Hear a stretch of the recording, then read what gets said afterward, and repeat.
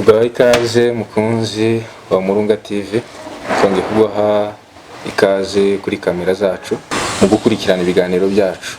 Uyu munsi rero nkuko mubibona nanone twongeye kugaruka n'ikindi kiganiro gishya, ariko nkuko nanone mubibona amashusho mubona n'ahantu hadasanzwe. Aba turi kuri Hotel Splendid iherereye mu karere ka Muhanga. Rero uramutse ushaka gusohoka kuza kugira icyo ufata ugeze i Muhanga, wanyarukira kuri hotel, hari byinshi bagufitiye. Rero nkuko mubibona turi kumwe n'umutumirwa uyu munsi wa none, araza kutwibwira, nyuma turaza tubabwira insanganyamatsiko tubafitiye uyu munsi. Umutumirwa wacu tuguhaye ikaze. Murakoze cyane Umurunga TV, ndabashimiye ku butumire bwanyu, ku cyizere mutugirira buri munsi kugira ngo tuganirize abantu batandukanye. Turabashimira kuri icyo cyizere, ariko kandi tunashima Imana ituboneye umwanya kugira ngo tuganire n'abantu batandukanye, abakurikira iyi channel Umurunga TV. Nkuko mwabidusabye, reka twibwire abadukurikira, ngira ngo si ubwa mbere tugaragaye kuri kamera za Umurunga TV, ariko ku bashobora kuba batarakurikiye ibindi biganiro twakwivuga kugira ngo batumenye noneho.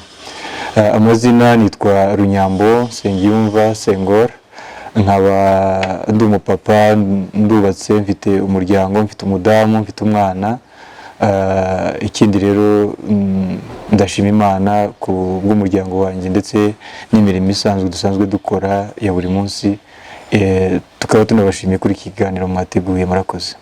Murakoze cyane. Ndibwira ko mbere ko nanone tugera ku nsanganyamatsiko yacu, wakwibwira gato wenda abantu imirimo ukora, ibyo ukora ahantu hatandukanye, kugira ngo abantu barusheho kumenya n'ibyo tugiye kuganira bumve aho bihuriye. Wenda turakuza, ariko ndagira ngo use n'ubwira badukurikiye ibyo usanzwe ukora mu buzima busanzwe. Murakoze cyane. Ngira ngo icyo kibazo ni cyiza cyane. Mu buzima busanzwe navuga ko ndi umwarimu, ndigisha, ntanga amasomo ku makaminuza atandukanye, nigisha ibintu bijyanye n'iyobokamana, teoloji, abenshi bita teoloji. Navuga ko ari umurimo nkora wa buri munsi, ariko kandi hari n'ibindi umuntu aba asanzwe akora utavuga ngo ni umurimo wa buri munsi, ariko kandi biri mu nshingano zawe.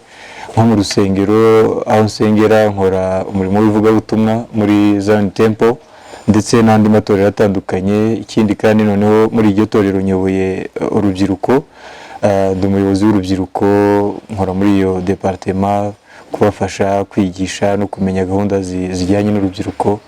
Urumva navuga ko muri make ibyo nibyo muri bimwe nkora, n'ubushakashatsi butandukanye ku bintu bitandukanye. Umuntu aba afite byinshi akora, ariko ibyibanze numva wenda nabwira abadukurikiye nibyo maze kuvuga. Murakoze cyane. Rero uyu munsi mu by'ukuri twabatumiye kugira ngo tubashe kuganira, tubashe kunongera none kubaka abantu. Ngira ngo si ubwa mbere nkuko amaze kwivuga ugaragara kuri kamera za Murunga TV. Uyu munsi tugarukanye insanganyamatsiko nshya, mu by'ukuri nizera ko iri buze gufasha benshi mudukurikiye, kandi iri buze kugira icyo bamarira. Turabifuza ko murushaho gukurikira ibiganiro byacu, abatarakanda subscribe mwabikora, kugira ngo ibiganiro nk'ibi ngibi bidasanzwe bye kujya bigucika. Uyu munsi dufite insanganyamatsiko ijyanye nanone n'urubyiruko. Mwumvise ko mu byo akora n'ubundi yahuye n'urubyiruko ndetse n'iyobokamana yize. Ndagira ngo uyu munsi tuze kuganira ku nyungu cyangwa se ku mahirwe y'ikoranabuhanga cyangwa se social media, imbuga nkoranyambaga, ndetse n'ingaruka mbi bigira, ariko by'umwihariko turagira aho tubihuriza n'urubyiruko kandi n'ubukristo. Ese ni ayahe mahirwe cyangwa se ni izihe ngaruka mbi z'intuze za social media mu rubyiruko rukijijwe? Ndagira ngo ari naho ngaho duhera utuganiriza muri makeya ingaruka mbi zishobora kuba mu gukoresha nabi izo mbuga nkoranyambaga. Tuguhaye ikaze kugira ngo utange ibitekerezo byawe ku buryo ubibona. Murakoze cyane. Icyo ni ikiganiro cyiza, kandi navuga ko kiri alayine, ni ikiganiro kigezweho cyane cyane muri iyi si, muri ibi bihe, muri iki kinyejana turimo. Navuga ko iki kinyejana cyacu arico kinyejana gifite amahirwe aruta ibindi binyejana byabayeho mbere yacu bitewe n'ikoranabuhanga, iterambere rya internet na social media cyangwa se imbuga nkoranyambaga. Mu by'ukuri dufite amahirwe adasanzwe, twavuga ko abatubanjirije batabonye, urundi rubyiruko, izindi generation za mbere. Ariko kandi navuga ko iki kinyejana nico gifite ibyago byinshi biri nanone biri related n'iryo terambere, kubera ko ikoranabuhanga ryatuzaniye ibyiza byinshi, ririmo amahirwe menshi, ama opportunité, ariko kandi rifite risque nyinshi cyane ku rubyiruko cyane numvise ko tugomba kwibanda ku rubyiruko kuko nirwo rufite umwanya munini cyane mu gukoresha imbuga nkoranyambaga. Iyo tuvuga imbuga nkoranyambaga tuba tuvuze nyine ibi cyane urubyiruko rukoresha YouTube, Instagram, Snapchat, Facebook, WhatsApp n'ibindi byinshi, za TikTok. Donc uko iterambere rigenda riza niko bigenda bihinduka buri munsi, buri kwezi, buri mwaka ugenda ubona ko hari impinduka zijyanye n'iterambere n'ikoranabuhanga. Navuga ko rero dufite amahirwe menshi kuba dufite uwo muyoboro, ariko kandi tunafite n'ibyago byinshi ku bantu bashobora kuba barikoresha nabi mu rubyiruko. Ntekereza ko wenda turi buze kwinjira mu buryo bwimbitse mu ngaruka cyangwa se risque zijyanye n'ikoranabuhanga na social media ku rubyiruko, rwaba rukijijwe n'ibishumishoninga ako kantu cyangwa se ubudakijijwe. Tukaza kwibanda noneho kureba ngo se ni izihe ngaruka, ni izihe risque, ni ibihe byago biri mu gukoresha nabi ikoranabuhanga, imbuga nkoranyambaga, cyangwa se na yahe mahirwe noneho twaprofita tukayabyaza umusaruro muri iryo koranabuhanga. Murakoze. Ndumva mu by'ukuri ntabwo turi butinde cyane, ndumva uri buze kubona umwanya kugira ngo uze kutukwinjira cyane muri izo ngaruka mbi, aho tugenda tubona ingero zitandukanye mu by'ukuri zikoreshwa z'imbuga nkoranyambaga, hamwe bakora amakosa atandukanye cyangwa se ibintu bitandukanye. Ndagira ngo mu by'ukuri tudatinze winjire muri ibyo ngibyo bimwe mu ngaruka, turagenda tuganira n'abadukurikiye. Mu by'ukuri ndagira ngo wenda muri comment baje bandika ibiganiro bifuza ko twagaruka nk'iki kiganiro. Birashoboka ko cyagaruka mu bundi buryo bitewe n'ibibazo byabajijwe, ariko ndagira ngo tudatinze winjire mu ngaruka ubona mbi zikoreshwa mu mbuga nkoranyambaga, yaba urubyiruko muri rusange, atari ukuvuga ngo wenda n'urukijwe gusa, muri rusange n'ingaruka bibatera. Murakoze cyane Bienvenue. Reka mpere ku ngaruka ya mbere cyangwa se ibyago biri mu gukoresha nabi izi mbuga nkoranyambaga, internet, social media muri rusange. Navuga ko ikintu cya mbere, iyo social media yakoreshejwe nabi ihinduka ikiyobyabwenge. Ngira ngo muri gahunda z'igihugu ndetse n'isi yose, ibiyobyabwenge biri mu bintu abantu barimo barwanya cyane, kubera ko biteza nabyo birimo izindi ngaruka nyinshi, kuko iyo ni topic iri ukwayo. Ariko imbuga nkoranyambaga zamaze kuba ikiyobyabwenge, kandi ikiyobyabwenge ngira ngo iryo jambo rirumvikana. Niba uzi ikiyobyabwenge ni ikintu gituma ubwenge budakora uko bwagomba gukora, ni ikintu gituma ubwenge butoperatinga neza mu rwego. Niba hari ikintu bagomba gukoresha ubwo bwenge, none ikiyobyabwenge kikaza kigatuma ukora ikindi kitajyanye n'ico. So urubyiruko rero navuga ko social media yahindutse nk'ikiyobyabwenge kuri bo, surtout mu gihe badafite umwanya wo kumanaginga rya koranabuhanga. Abafaransa baravuga ngo tout excès mauvais. Iyo wakoresheje ikintu mu rwego ruri hejuru, ni ukuvuga ngo ntubona umwanya wo kwiyitaho, ntubona umwanya wo gukora ibindi bintu bitandukanye, none cyahindutse ikiyobyabwenge. Ni muri cyo usanga n'umwana aba ikigenge, niba ari umwana batumaga, ari umwana bifashishaga mu rubyiruko, ugasanga uramubwira ikintu akibagirwa ico wamubwira, akongera akagaruka kukubaza ngo se uri wambwiye iki, kubera ko ubwenge bwe bwayo byara ahandi hantu bwatekerezaga, ari kuri WhatsApp, ari kuri Facebook. Uzare uvugisha umuntu uri kuri izi mbuga turimo tuvuga, hari igihe muvugana ugasanga ntiyumvise ibyo, kandi agakwikiriza ukagira ngo muri kumwe murimo murumvikana, ariko mu by'ukuri ubwenge bwe buri ahandi. So navuga ko imbuga nkoranyambaga zahindutse ikiyobyabwenge. Wenda muraza kumbaza ibindi bibazo, ariko numva ko byahindutse nk'ikintu cy'ikiyobyabwenge. Cya kabiri nanone dusanga ko kubera uyu mwanya abantu urubyiruko rufata, imbuga nkoranyambaga zifite izindi ngaruka zijyanye na sante, ubuzima.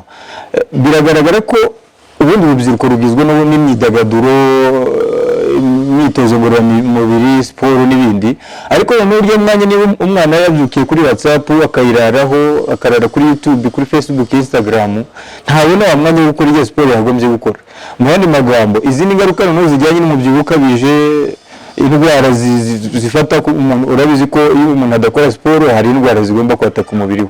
So muri icyo gihe imbuga nkoranyambaga zafectinga sante yacu, ubuzima bw'urubyiruko, waba ukijijwe waba utanakijijwe. Cya gatatu nanone hari ikintu cya depression. Abantu bakoresha cyane imbuga nkoranyambaga, mu by'ukuri izi mbuga zidufasha gucommunicatinga n'abantu, bigatuma tugira inshuti nshasha izo tutigeze tugira, ariko noneho bigeze mu rwego rwo gutandukana n'umuntu mwamenye kuri social media, ugira depression. Icyo kintu cya depression ugasanga umuntu ntakishima, yababaye, donc umuntu akabura apeti, umuntu akabura iki, donc ugasanga umuntu yabaye deprime kubera ko habayeho wenda deception, biza kubyara izindi ngaruka zijyanye no kwiyahura ibiki. Urumva ko depression ifite izindi ngaruka ntabwo ndi bwinjiremo cyane, ariko iyi mbuga nkoranyambaga zakoreshejwe nabi, udafite management y'uburyo wa kwimanaginga, bishobora guteza icyo kintu cya depression. Nanone hari igihe nanone kubera wa mwanya afata urubyiruko, navuga ko ari ingaruka ya kane, ntabwo babona umwanya wo gusinzira, aricyo bita insomnia cyangwa se insomnia na insecurity mu mubiri. Kubera ko umwana mugira ngo araryamye mukatandukana muri salo mwese mwinjira mu cyumba, ariko niyo mwanya abonye wo kujya kuri WhatsApp kugeza mu gitondo. None wareba umuntu mu gitondo ugasanga asa n'umusinzi kubera ko atabonye umwanya wo gusinzira. Ibyo bintu rero bigatuma haba icyo kintu cya insomnia.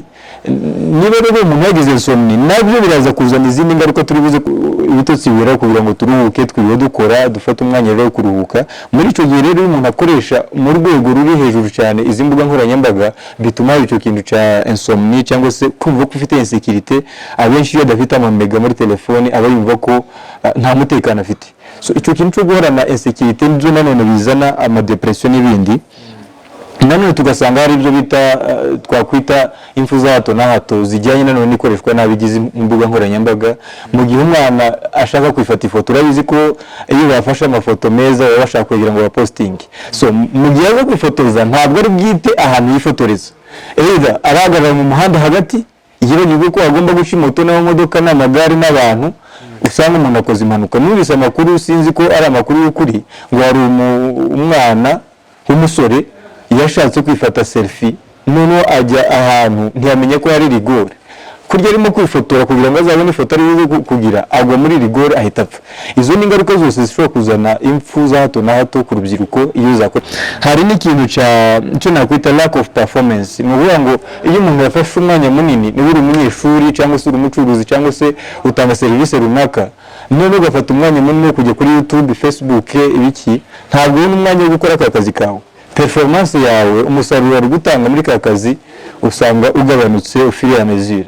Niba uri umuvugabutumwa cyangwa se uri umuntu ukora izindi gahunda zitandukanye, none ya mwanya wari gufata utegura ibyo uri buze kuvuga, uyu mupasitori wari gufata umwanya wo gusenga, uri umujene wagomba gufata umwanya wo kwitekereza no gushaka ibindi bintu wakora, ubushize ku mbuga nkoranyambaga. Muri icyo gihe performance yawe iraba hasi cyane, ugasanga umusaruro twari twiteze mu rubyiruko uragabanutse bitewe n'uko umwanya wawe wose wawushyize mu mbuga nkoranyambaga.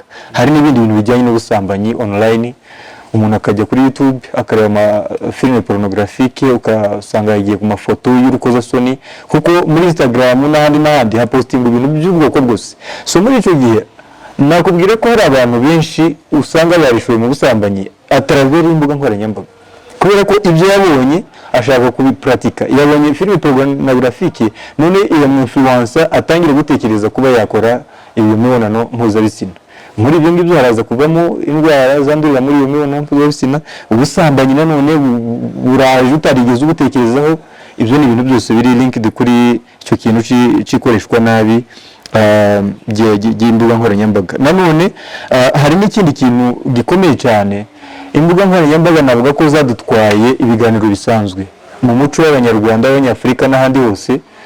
Abantu bafata umwanya bakaganira, ariko kenshi uzareba iyo uganira n'umuntu uri ku mbuga nkoranyambaga cyane cyane urubyiruko uzasanga ko ibyo biganiro byarangiye ntabwo bakibona umwanya wo kuganira abantu babuze ibiganiro ibyo twari kuganira twiyubuka ibyo twari kuganira twubaka imiryango n'ibindi byose byo kwiteza imbere umwanya wacu urangiriye muri cya kiganiro kubera ko twakoresheje nabi imbuga nkoranyambaga ntekereza ko bimwe mu bintu twashobora kuvuga by'ingaruka mbi biri risike zikoreshwa nabi by'imbuga nkoranyambaga na interinete ku rubyiruko ahanini nibyo ndatekereza ko ibyo biri mu bijeneraliza ibindi ariko iby'ibanze cyane cyane nibyo ngibyo natekereza ko twabwira urubyiruko kuri munota wenda urakoze cyane ukomoje ku kintu cya depression cyangwa se agahinda gakabije yes nigeze kubyumva ndetse muri bamwe mu bakoze cyangwa se mu bazanye izo mbuga nkoranyambaga uburyo bazikoresha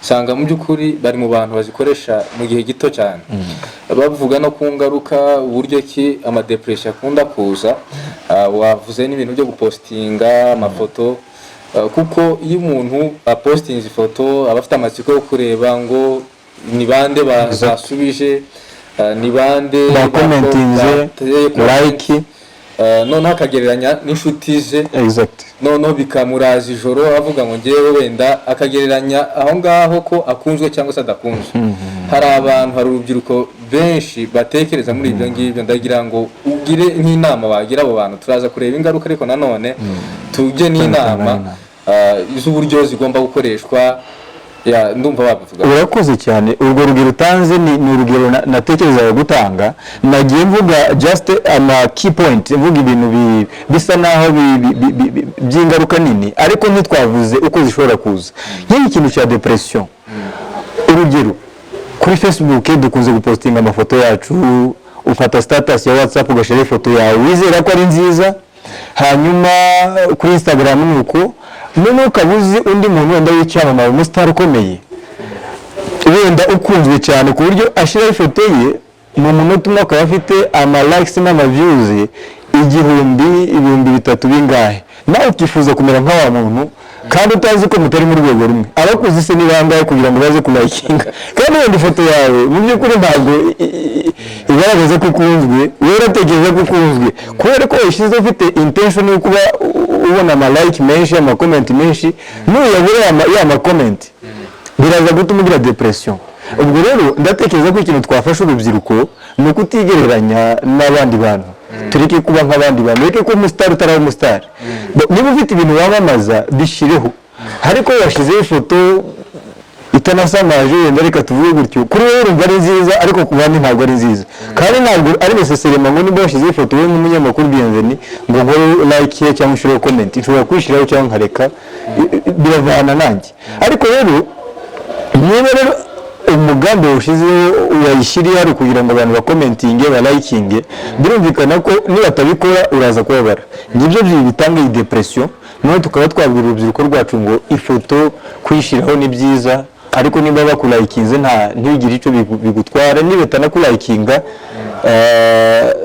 ntibigire icyo bigutwara ahubwo natekereza ko aho kugira ngo dushireho ibintu byo kugira ngo tubone amalike menshi ugomba kwibaza ngo se icyo nashyizeho ni iki message natanze muri iyi foto yanjye wenda ufashe foto uri kumwe wenda fanta uri kurya brochette simbizi cyangwa se wicaye ahantu urashaka abantu balayikinga iki nta kintu na kimwe ahubwo fata akantu kamwe wasomye Bibiliya ushaka gutanga message wasomye igitabo cy'umunyabwenge umuhanga ushaka gutanga ubutumwa akantu kagufashije ntekereza ko ibyo bizadufasha cyane cyane niba nashiraho like nama rero batanishyiraho ariko ubutumwa wabutanze ubwo rero icyo kintu twagomba gutekereza nk'urubyiruko ngo se kuki dushaka ko abantu batulayikinga ibyo balayikinga ni ibiki niba tunatulayikinga tumenye ngo nta kintu bigomba kuduhungabanya twebwe personnellement ndatekereza ko ari icyo nabivugaho mu magambo make urakoze cyane ndagira ngo turagenda twinjira mu bikoreshwa ry'izo mbuga nkoranyambaga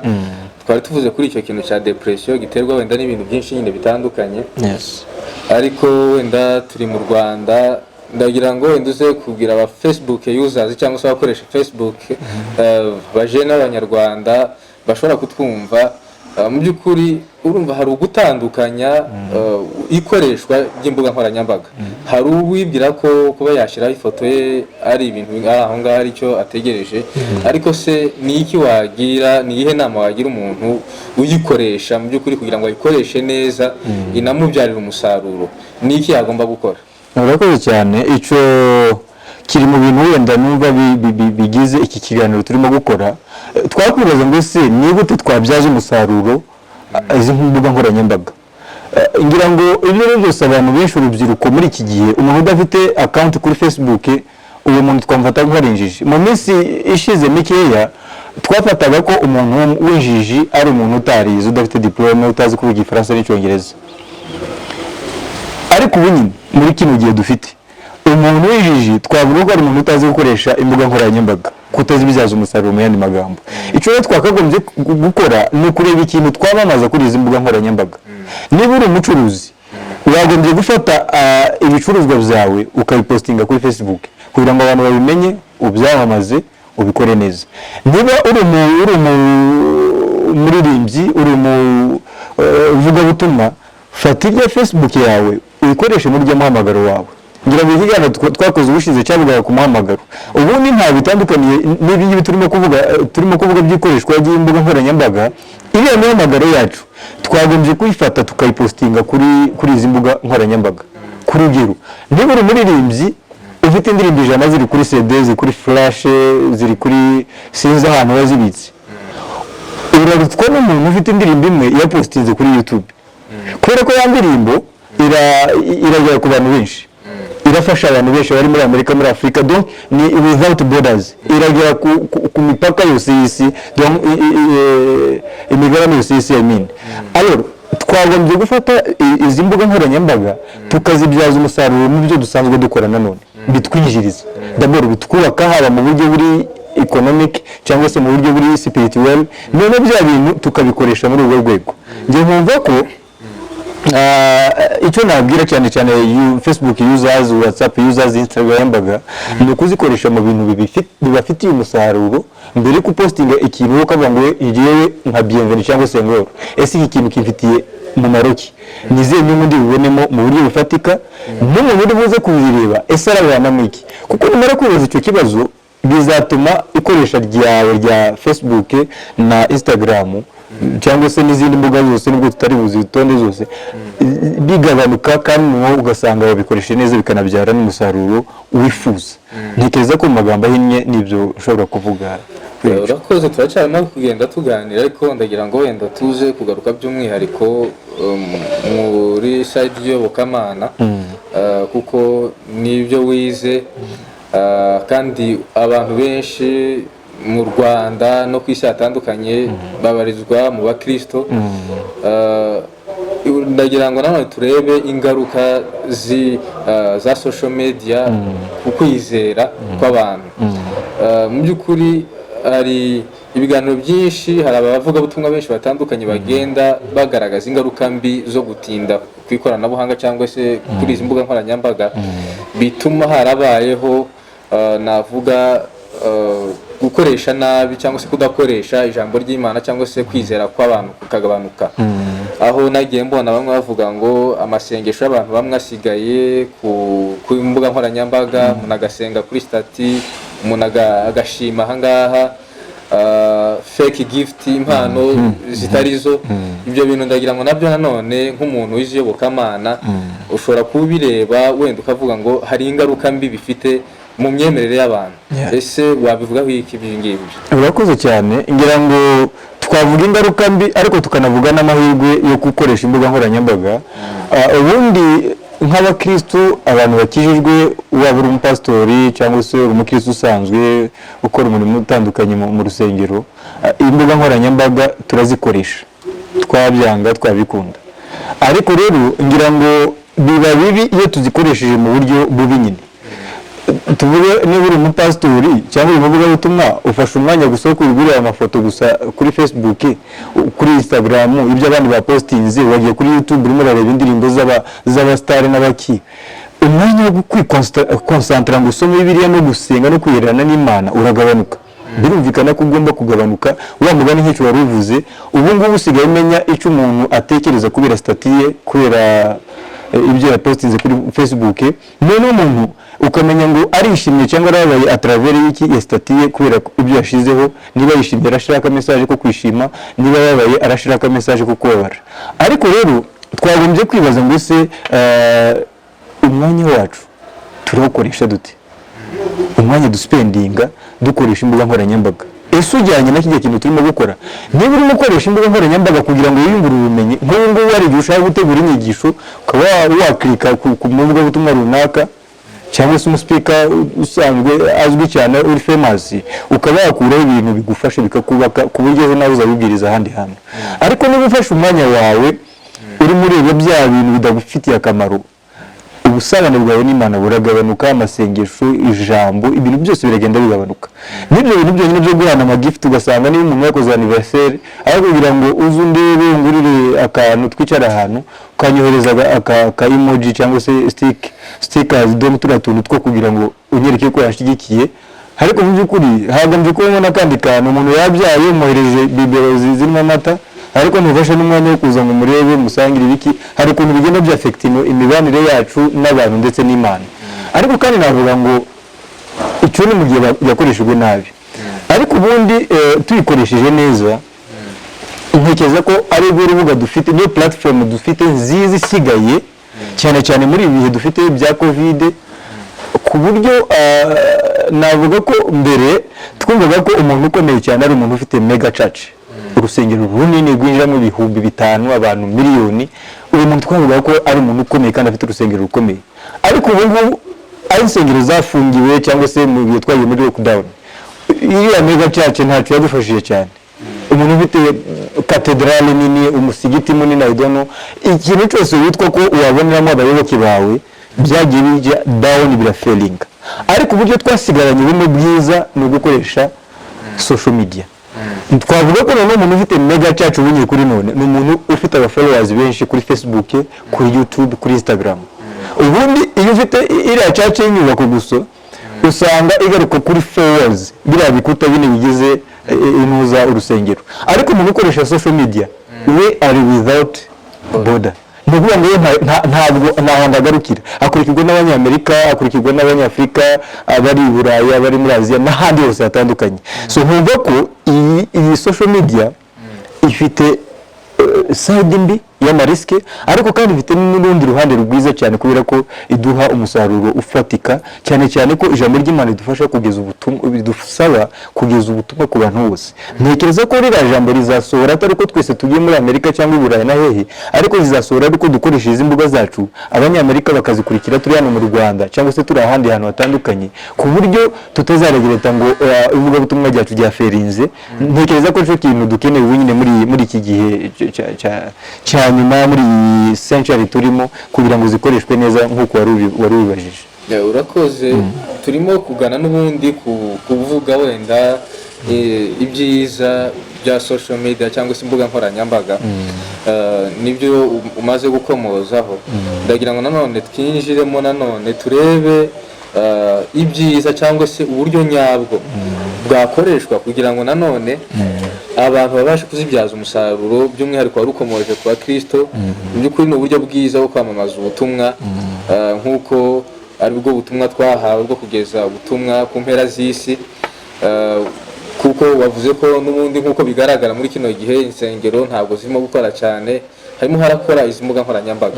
ese ni ubuhe buryo bwiza umusore udukurikira kuko bigaragara ko aribo bantu umubare munini ukoresha imbuga nkoranyambaga mu by'ukuri noze amastatistike bavuga uburyo ki za Facebook ikoreshwa muri Amerika bavuga ko 69% ari urubyiruko ruzikoresha kandi babyitabira cyane rero ndagira ngo nanone winjire mu byiza n'uburyo abo bantu b'ingeri batandukanye bashobora gukoresha izo mbuga nkoranyambaga zikababyarira umusaruro ndetse bikungukira n'abandi babakurikira. Kuko ibyinshi twagiye tubivugamo hagati y'ibyo twahereyeho, ariko kandi ndashaka kugira ngo nse n'uvuga nk'ibyo navuze by'ingaruka, ariko n'uvuge ibyiza, amahirwe, les opportunités ziri muri ikoreshwa neza ry'imbuga nkoranyambaga. Ntekereza ko amahirwe ya mbere nuko izi mbuga zidufasha gukominika, donc kuinteractinga, ukavugana n'abantu. Mbere mu bindi binyejana nk'uko navuze, kugira ngo uvugane n'umuntu uri mu yindi ntara byasabaga kugenda n'amaguru. Kugira ngo uvugane n'umuntu uri hanze y'igihugu byo urumva nyine byasabaga amatike n'amaviza n'ibindi n'ibiki. Ariko ubu ngubu ushobora kuvugana n'umuntu ahari hose ku isi, nicaye hano twicaye. Sifi gusa gufata telefone ukikonekta hanyuma ugahita uvugisha umuntu uri wese. So ayo ni amahirwe meza tugomba kubyaza umusaruro. Niba ugiye kuri social media, menya ngo ngiye gukominika, ngiye kuganira, ngiye gusabana n'undi muntu tutari kumwe. Ariko nabyo harimo discipline. Ese ndavuga umwanya ungana gute? Ko hari igihe dusanga umwanya munini tutari muri communication, ahubwo turi mu kureba amastati no kureba ibyo abandi bapostinze. Donc dukoresha imbuga nkoranyambaga mu buryo bwo gusabana, gukominika, guhana amakuru, guhana ibitekerezo, kujya inama. Icya kabiri, imbuga nkoranyambaga zifite amahirwe mu kutworohereza education, uburezi. Nge nakubwiye ko nkora mu bintu by'ubwarimu, ubu muri iki gihe cya covid ntabwo byemewe ko twicara. Ziradufasha cyane muri minsi, ziradufasha ku buryo utegura isomo ukariha abantu bari mu yindi ntara, bari Kigali, wenda uri hano Muhanga, cyangwa uri Muhanga undi ari muri Amerika, ugakurikira amasomo arimo gutangirwa muri Amerika. Urumva ko imbuga nkoranyambaga ziradufasha nk'urubyiruko mu kwiyubaka mu bumenyi, muri education, ku buryo dusanga turimo gukurikira amasomo tutarinze kuruha, tutarinze kuvunika. Isifi gusa kumenya ngo se ndashakira ubumenyi he, ndajya kuri ye cyane. Muri icyo gihe imbuga nkoranyambaga ziradufasha kwiyungura mu bumenyi, muri education.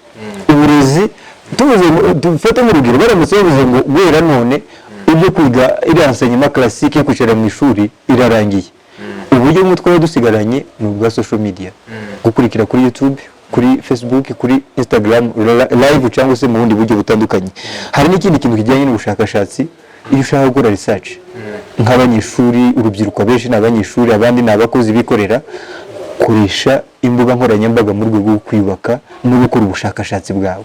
Donc bizagufasha kumenya ese muri Amerika ibintu bikorwa gute, muri Kongo ibintu bikorwa gute, mu Uganda, mu zindi ntara, Kigali, bituma nawe à travers izi mbuga nkoranyambaga ugira ubushakashatsi ku kintu runaka ushaka kugeraho. Hari n'ikindi kintu cy'ubucuruzi.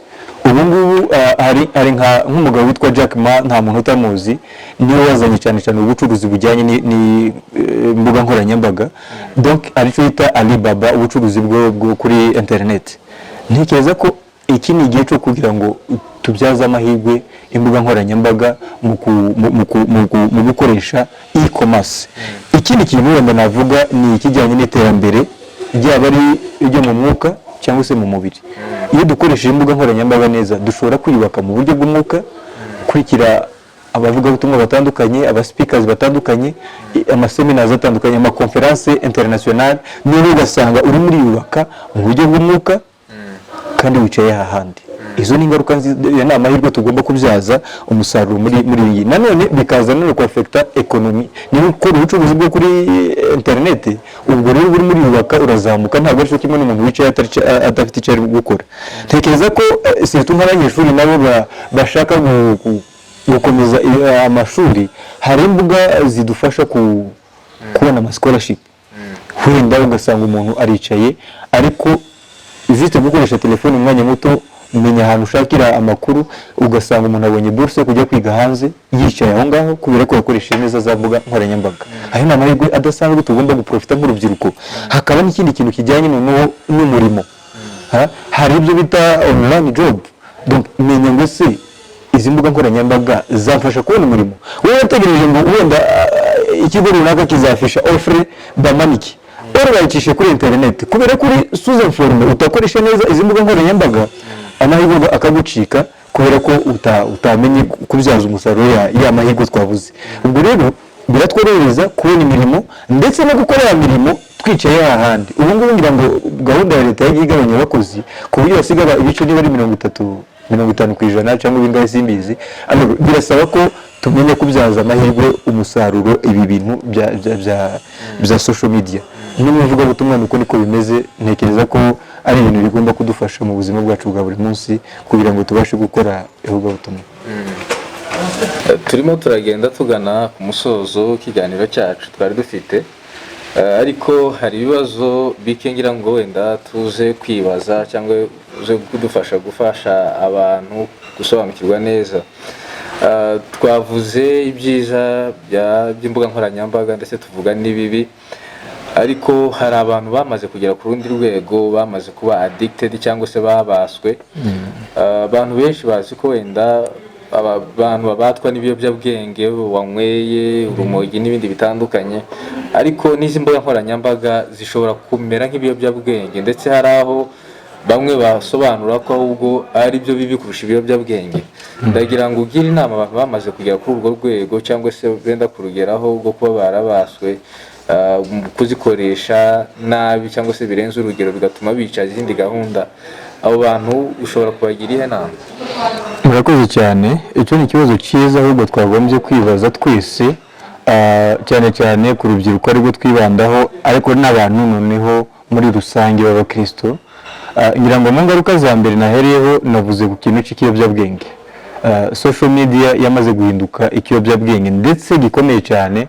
Ngira ngo yaba wenda hariho uburyo bwo gushyiraho mesure ibihano ku bantu bayikoresha nabi, nuko wenda kubamenya byagorana, byagombye gukorwa mu maguru mashya kuko bigaragara ko byamaze kurenga urugero. So buri gihe iyo dukoresha social media nabi affect ubuzima bwacu bwose, donc igira ingaruka ku buzima bwacu, bwaba ari ubw'iterambere risanzwe bwo mu mubiri kuko twavuze kuri santé, ndetse cyane cyane noneho ku buzima bwacu bwo mu mwuka.